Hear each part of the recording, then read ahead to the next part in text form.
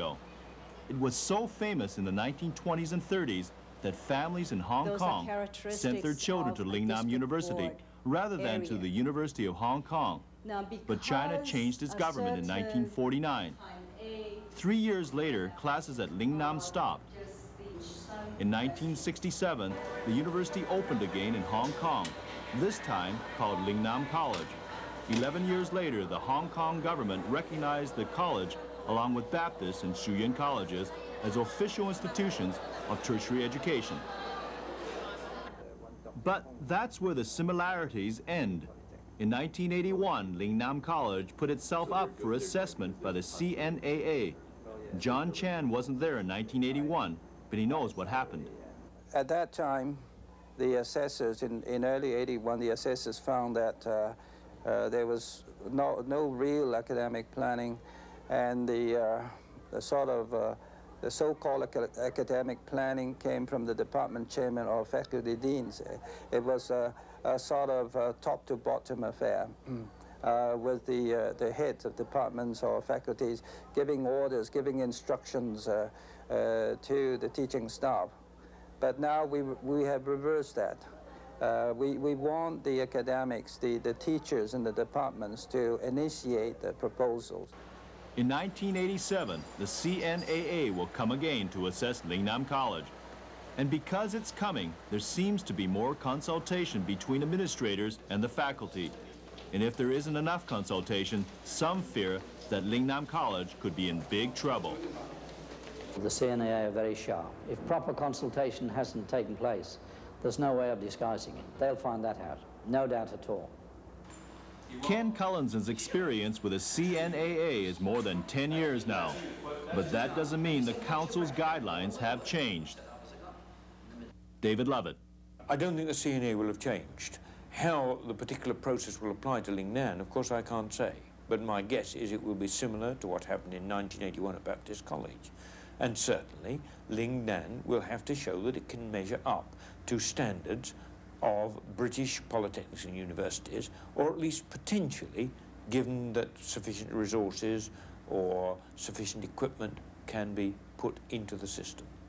And for Ken Collins, those standards aren't hard to pin down. The CNAA look for efficiency in the faculty staff, in administration. They look for the quality of the facilities. They look very carefully at programs offered, and they look at efficiency amongst the particular academic staff who are offering certain programs. If we are successful in this assessment, we hope that government will give us more subsidy so that we can gradually expand our student population to about 3,000. Well, I wouldn't say that Lingnam is ready now, but then we're not going to be seen till December next year. And between that time, there's no doubt that we have quite a lot to do in the way of preparing documents. No one knows for sure whether Lingnam College will pass its assessment next year. Only the CNAA can make that decision. But there's one thing for sure. There's one college nestled in Braemar Hill that up to now is not looking to be assessed. When the Hong Kong government first recognized our status as a post-secondary institution, that in itself was an assessment. But that was not an assessment by CNAA. CNAA has never been to assess us. Zheng Qiyong is the principal and one of the founders of Shuyan College. Situated in North Point, Shuyan College is an independent college, drawing its funds from private donations and tuition fees. It operates on an annual budget of $20 million. That's $1 million more than Lingnam College. But unlike Lingnam College with only 800 students, Shuyan College has enrolled 3,500 for this year. And unlike many other post-secondary institutions in Hong Kong, Shuyan College admits students passing either the A or H level entrance exams. But many Shuyan students wanted to go on to university but could not. And so being at Shuyan College for some means something special. If you are not given a chance, and finally somebody wants you, what are you feeling about that? I mean, you must treasure what you have now. The quality of the Shuyan College is good, but we don't have the status as like the Hong Kong U or CU.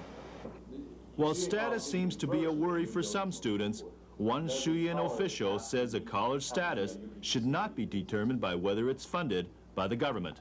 I think the status of the post-secondary college should not be determined by whether it's funded by UPGC or not UPGC. It should be judged on their graduates' performance, on their academic standard. Shuyan College could have changed its status and funding source by complying with government conditions, as Lingnam is doing now. The major condition was to change its 4-year program to a 3-year one, which Baptist and Lingnam now follow. But the 4-year program follows the Chinese and the American system. And that's one of the reasons why Zhong Qiyong won't change her college program. Our students didn't want any change, so we weren't prepared to change. And because we didn't want to change our system, we didn't qualify for assistance. It's certainly not that we don't want the money. Of course we would welcome financial assistance from the government. But to get that, we'd have to satisfy certain conditions. And we weren't prepared to meet those conditions. Now that the University of Hong Kong has recently said that it will change from a 3-year program to a 4-year one, Shuyan's decision to retain its 4-year program was probably a wise one. And if Baptist and Lingnam colleges also change to a 4-year program, that might lessen the confusion in the entrance exams in Hong Kong's higher education system.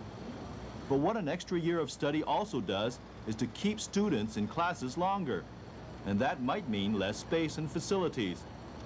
More significantly, it might mean fewer places for new students as the 4-year program gears up to take care of students studying for 1 extra year. But in the end, it's the government's decision. And that still doesn't solve the real problem of not having enough admission places for the many ambitious and eligible young people in Hong Kong's education system.